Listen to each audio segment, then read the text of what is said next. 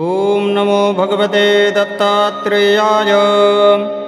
स्मरणमात्रसन्तुष्टाय महाभयनिवारणाय महाज्ञानप्रदाय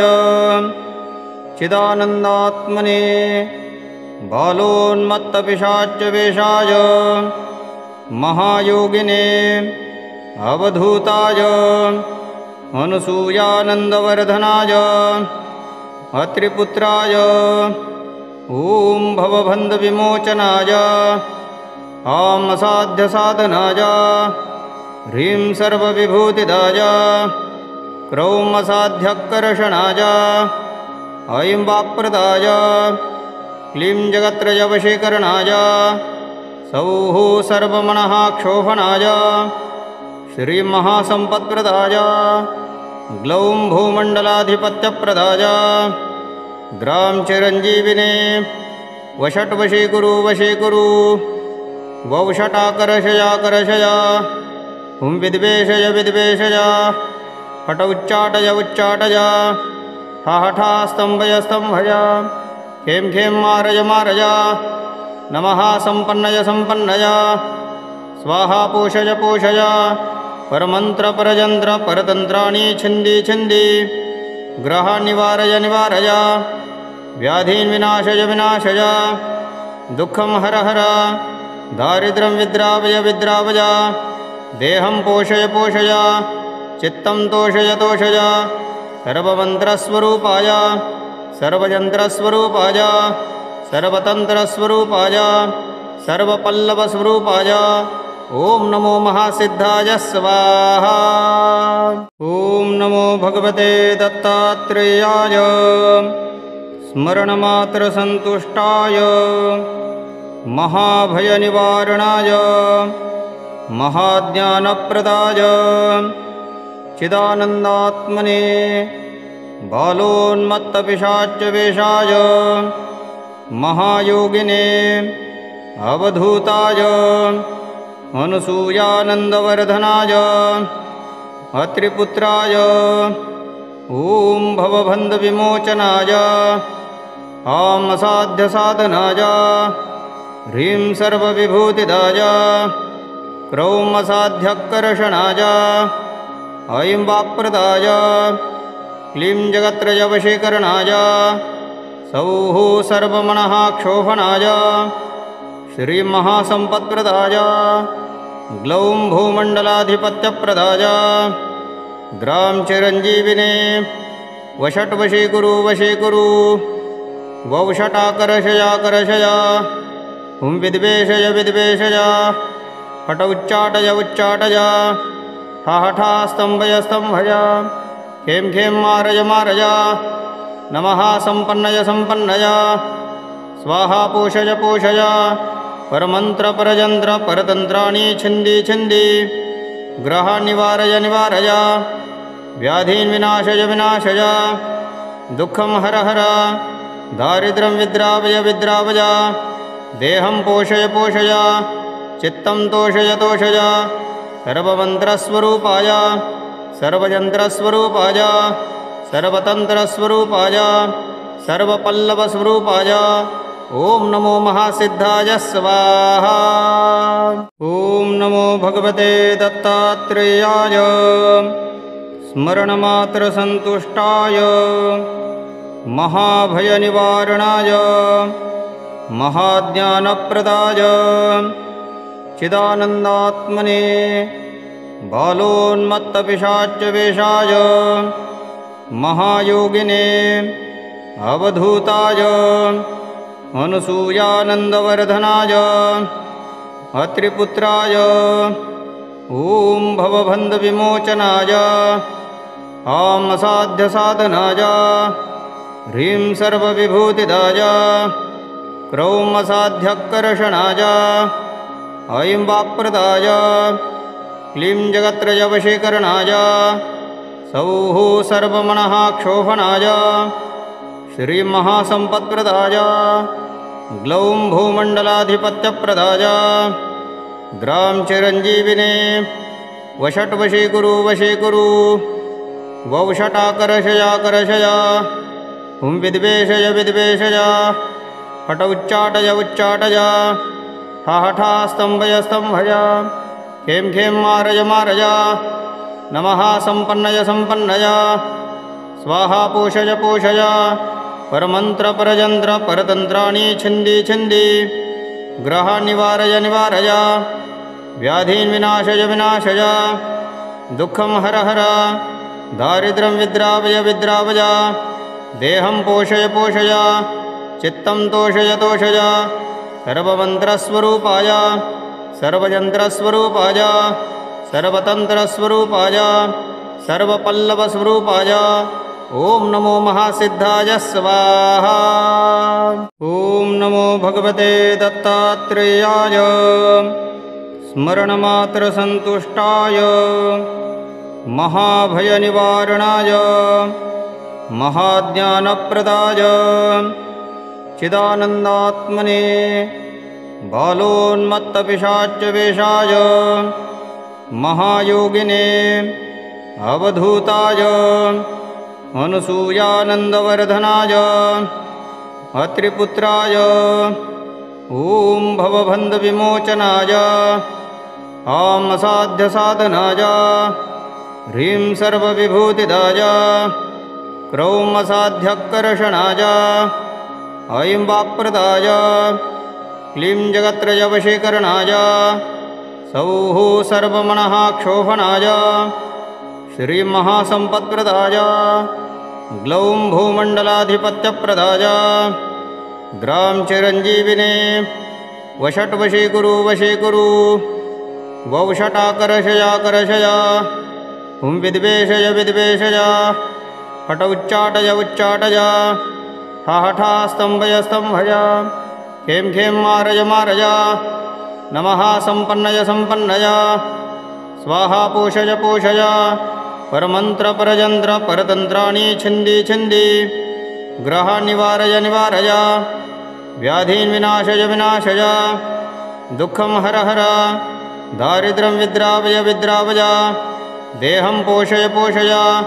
चित्तं तोषय तोषय सर्वमन्त्रस्वरूपाय सर्वयन्त्रस्वरूपाय सर्वतन्त्रस्वरूपाय सर्वपल्लवस्वरूपाय ॐ नमो महासिद्धाय स्वाहा। ॐ नमो भगवते दत्तात्रेयाय स्मरणमात्रसन्तुष्टाय महाभयनिवारणाय महाज्ञानप्रदाय चिदानन्दात्मने बालोन्मत्तपिशाच्यवेशाय महायोगिने अवधूताय अनुसूयानन्दवर्धनाय अत्रिपुत्राय ॐ भवबन्धविमोचनाय आं असाध्यसाधनाय ह्रीं सर्वविभूतिदाय क्रौं असाध्यकर्षणाय ऐं वाक्प्रदाय क्लीं जगत्त्रयवशीकरणाय सौः सर्वमनः क्षोभनाय श्रीमहासम्पत्प्रदाय ग्लौं भूमण्डलाधिपत्यप्रदाय ग्रां चिरञ्जीविने वषट्वशीकुरु वशीकुरु वौषटाकर्षयाकर्षय हुं विद्वेषय विद्वेषय हठ उच्चाटय उच्चाटय हा हठा स्तंभय स्तंभय खें खें मारय मारय नमः संपन्नय संपन्नय स्वाहा पोषय पोषय परमंत्र परजंत्र परतंत्राणि छिन्दी छिन्दी ग्रहान् निवारय निवारय व्याधीन् विनाशय विनाशय दुःखं हर हर दारिद्र्यं विद्रावय विद्रावय देहं पोषय पोषय चित्तं तोषय तोषय सर्वमन्त्रस्वरूपाय सर्वयन्त्रस्वरूपाय सर्वतन्त्रस्वरूपाय सर्वपल्लवस्वरूपाय ॐ नमो महासिद्धाय स्वाहा। ॐ नमो भगवते दत्तात्रेयाय स्मरणमात्रसन्तुष्टाय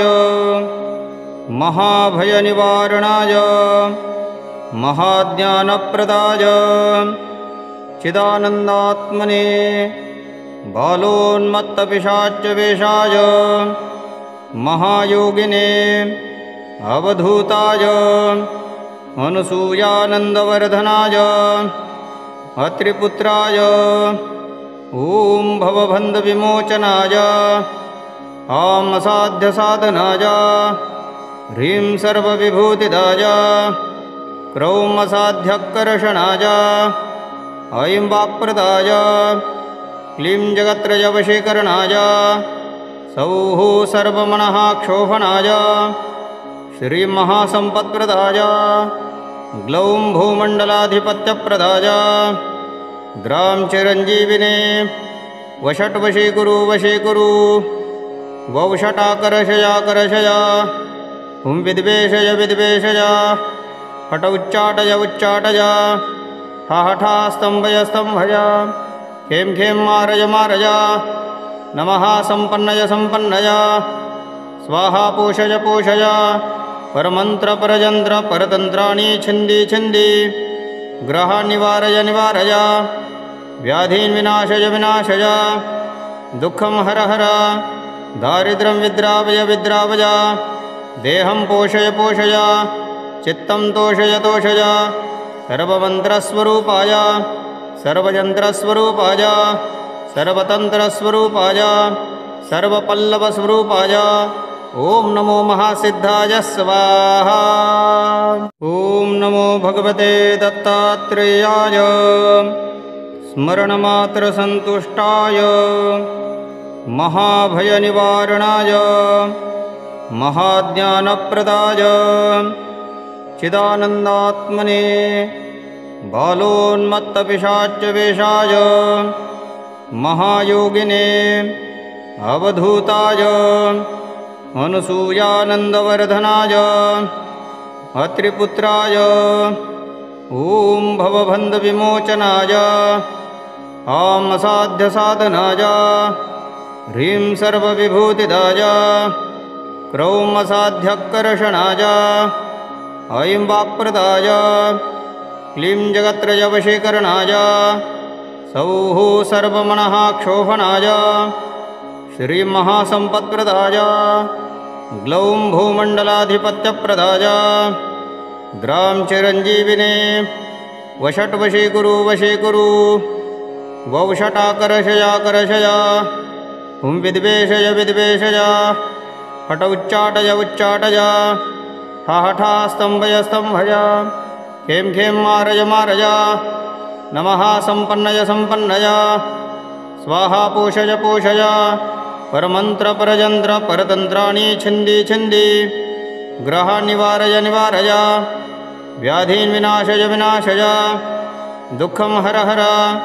दारिद्र्यं विद्रावय विद्रावय देहं पोषय पोषय चित्तं तोषय तोषय सर्वमन्त्रस्वरूपाय सर्वयन्त्रस्वरूपाय सर्वतन्त्रस्वरूपाय सर्वपल्लवस्वरूपाय ॐ नमो महासिद्धाय स्वाहा। ॐ नमो भगवते दत्तात्रेयाय स्मरणमात्रसन्तुष्टाय महाभयनिवारणाय महाज्ञानप्रदाय चिदानन्दात्मने बालोन्मत्तपिशाच्यवेशाय महायोगिने अवधूताय अनुसूयानन्दवर्धनाय अत्रिपुत्राय ॐ भवबन्धविमोचनाय आमसाध्यसाधनाय ह्रीं सर्वविभूतिदाय क्रौमसाध्यकर्षणाय ऐं वाक्प्रदाय क्लीं जगत्त्रयवशीकरणाय सौः सर्वमनः क्षोभनाय श्रीमहासम्पत्प्रदाय ग्लौं भूमण्डलाधिपत्यप्रदाय ग्रां चिरञ्जीविने वषट्वशीकुरु वशीकुरु वौषटाकर्षयाकर्षय हुं विद्वेषय विद्वेषय हठ उच्चाटय उच्चाटय हठा स्तम्भय स्तम्भय खें खें मारय मारय नमः सम्पन्नय सम्पन्नय स्वाहा पोषय पोषय परमन्त्र परजन्त्र परतन्त्राणि छिन्दी छिन्दी ग्रहान् निवारय निवारय व्याधीन् विनाशय विनाशय दुःखं हर हर दारिद्र्यं विद्रावय विद्रावय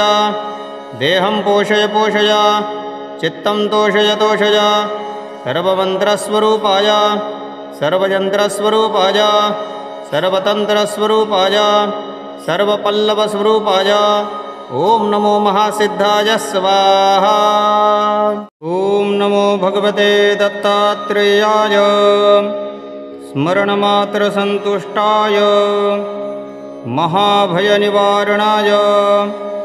महाज्ञानप्रदाय चिदानन्दात्मने बालोन्मत्तपिशाच्यवेशाय महायोगिने अवधूताय अनुसूयानन्दवर्धनाय अत्रिपुत्राय ॐ भवबन्धविमोचनाय आं असाध्यसाधनाय ह्रीं सर्वविभूतिदाय क्रौं असाध्यकर्षणाय ऐं वाक्प्रदाय क्लीं जगत्त्रयवशीकरणाय सौः सर्वमनः क्षोभनाय श्रीमहासम्पत्प्रदाय ग्लौं भूमण्डलाधिपत्यप्रदाय ग्रां चिरञ्जीविने वषट्वशीकुरु वशीकुरु वौषटाकर्षयाकर्षय हुं विद्वेषय विद्वेषय हठ उच्चाटय उच्चाटय हठा स्तम्भय स्तम्भय खें खें मारय मारय नमः सम्पन्नय सम्पन्नय स्वाहा पोषय पोषय परमन्त्र परजन्त्र परतन्त्राणि छिन्दी छिन्दी ग्रहान् निवारय निवारय व्याधीन् विनाशय विनाशय दुःखं हर हर दारिद्र्यं विद्रावय विद्रावय देहं पोषय पोषय चित्तं तोषय तोषय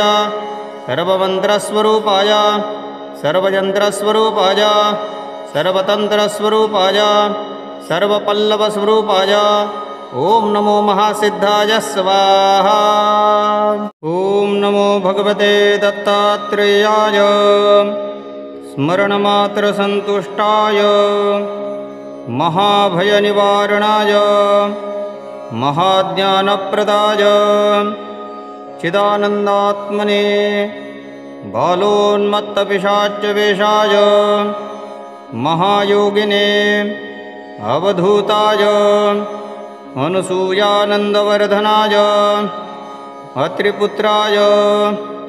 ॐ भवबन्धविमोचनाय आं असाध्यसाधनाय ह्रीं सर्वविभूतिदाय क्रौं असाध्यकर्षणाय ऐं वाक्प्रदाय क्लीं जगत्त्रयवशीकरणाय सौः सर्वमनः क्षोभनाय श्रीमहासम्पत्प्रदाय ग्लौं भूमण्डलाधिपत्यप्रदाय ग्रां चिरञ्जीविने वषट्वशीकुरु वशीकुरु वौषटाकर्षयाकर्षय हुं विद्वेषय विद्वेषय हठ उच्चाटय उच्चाटय हठा स्तम्भय स्तम्भय खें खें मारय मारय नमः सम्पन्नय सम्पन्नय स्वाहा पोषय पोषय परमन्त्र परजन्त्र परतन्त्राणि छिन्दी छिन्दी ग्रहान् निवारय निवारय व्याधीन् विनाशय विनाशय दुःखं हर हर दारिद्र्यं विद्रावय विद्रावय देहं पोषय पोषय चित्तं तोषय तोषय सर्वमन्त्रस्वरूपाय सर्वयन्त्रस्वरूपाय सर्वतन्त्रस्वरूपाय सर्वपल्लवस्वरूपाय ॐ नमो महासिद्धाय स्वाहा। ॐ नमो भगवते दत्तात्रेयाय स्मरणमात्रसन्तुष्टाय महाभयनिवारणाय महाज्ञानप्रदाय चिदानन्दात्मने बालोन्मत्तपिशाच्यवेशाय महायोगिने अवधूताय अनुसूयानन्दवर्धनाय अत्रिपुत्राय ॐ भवबन्धविमोचनाय आं असाध्यसाधनाय ह्रीं सर्वविभूतिदाय क्रौं असाध्यकर्षणाय ऐं वाक्प्रदाय क्लीं जगत्रयवशीकरणाय सौः सर्वमनः क्षोभनाय श्रीमहासम्पत्प्रदाय ग्लौं भूमण्डलाधिपत्यप्रदाय ग्रां चिरञ्जीविने वषट्वशीकुरु वशीकुरु वौषटाकर्षयाकर्षय हुं विद्वेषय विद्वेषय हठ उच्चाटय उच्चाटय हठा स्तम्भय स्तम्भय खें खें मारय मारय नमः सम्पन्नय सम्पन्नय स्वाहा पोषय पोषय परमन्त्र परजन्त्र परतन्त्राणि छिन्दी छिन्दी ग्रहान् निवारय निवारय व्याधीन् विनाशय विनाशय दुःखं हर हर दारिद्र्यं विद्रावय विद्रावय देहं पोषय पोषय चित्तं तोषय तोषय सर्वमन्त्रस्वरूपाय सर्वयन्त्रस्वरूपाय सर्वतन्त्रस्वरूपाय सर्वपल्लवस्वरूपाय ॐ नमो महासिद्धाय स्वाहा। ॐ नमो भगवते दत्तात्रेयाय स्मरणमात्रसन्तुष्टाय महाभयनिवारणाय महाज्ञानप्रदाय चिदानन्दात्मने बालोन्मत्तपिशाच्यवेशाय महायोगिने अवधूताय अनुसूयानन्दवर्धनाय अत्रिपुत्राय ॐ भवबन्धविमोचनाय आमसाध्यसाधनाय ह्रीं सर्वविभूतिदाय क्रौं असाध्यकर्षणाय ऐं वाक्प्रदाय क्लीं जगत्रयवशीकरणाय सौः सर्वमनः क्षोभनाय श्रीमहासम्पत्प्रदाय ग्लौं भूमण्डलाधिपत्यप्रदाय ग्रां चिरञ्जीविने वषट्वशीकुरु वशीकुरु वौषटाकर्षयाकर्षय हुं विद्वेषय विद्वेषय हठ उच्चाटय उच्चाटय हठा स्तम्भय स्तम्भय खें खें मारय मारय नमः सम्पन्नय सम्पन्नय स्वाहा पोषय पोषय परमन्त्र परजन्त्र परतन्त्राणि छिन्दी छिन्दी ग्रहान् निवारय निवारय व्याधीन् विनाशय विनाशय दुःखं हर हर दारिद्र्यं विद्रावय विद्रावय देहं पोषय पोषय चित्तं तोषय तोषय सर्वमन्त्रस्वरूपाय सर्वयन्त्रस्वरूपाय सर्वतन्त्रस्वरूपाय सर्वपल्लवस्वरूपाय ॐ नमो महासिद्धाय स्वाहा। ॐ नमो भगवते दत्तात्रेयाय स्मरणमात्रसन्तुष्टाय महाभयनिवारणाय महाज्ञानप्रदाय चिदानन्दात्मने बालोन्मत्तपिशाच्यवेशाय महायोगिने अवधूताय अनुसूयानन्दवर्धनाय अत्रिपुत्राय ॐ भवबन्धविमोचनाय आमसाध्यसाधनाय ह्रीं सर्वविभूतिदाय क्रौं असाध्यकर्षणाय ऐं वाक्प्रदाय क्लीं जगत्रयवशीकरणाय सौः सर्वमनः क्षोभनाय श्रीमहासम्पत्प्रदाय ग्लौं भूमण्डलाधिपत्यप्रदाय ग्रां चिरञ्जीविने वषट्वशीकुरु वशीकुरु वौषटाकर्षयाकर्षय हुं विद्वेषय विद्वेषय हठ उच्चाटय उच्चाटय हठा स्तम्भय स्तम्भय खें खें मारय मारय नमः सम्पन्नय सम्पन्नय स्वाहा पोषय पोषय परमन्त्र परजन्त्र परतन्त्राणि छिन्दी छिन्दी ग्रहान् निवारय निवारय व्याधीन् विनाशय विनाशय दुःखं हर हर दारिद्र्यं विद्रावय विद्रावय देहं पोषय पोषय चित्तं तोषय तोषय सर्वमन्त्रस्वरूपाय सर्वयन्त्रस्वरूपाय सर्वतन्त्रस्वरूपाय सर्वपल्लवस्वरूपाय ॐ नमो महासिद्धाय स्वाहा।